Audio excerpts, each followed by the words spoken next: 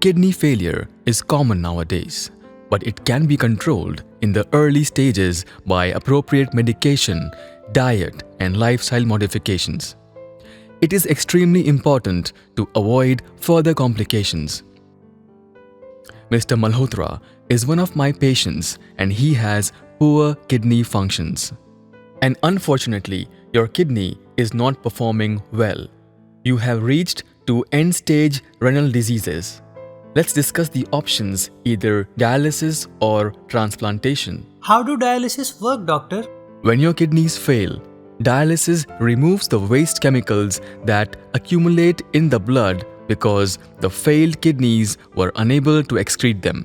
And it can be done in two ways: hemodialysis or peritoneal dialysis.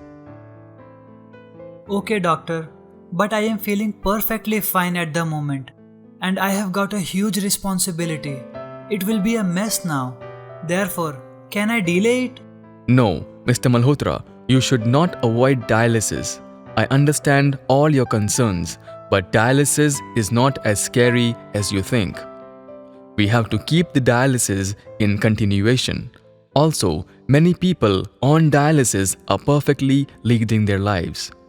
Despite the explanation, Mr. Malhotra is still not feeling optimistic about it, and he decides to delay his dialysis.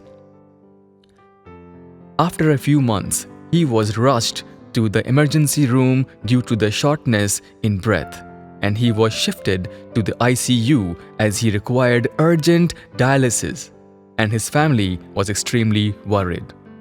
Fortunately, his medical condition was stabilized after a prolonged stay at the hospital.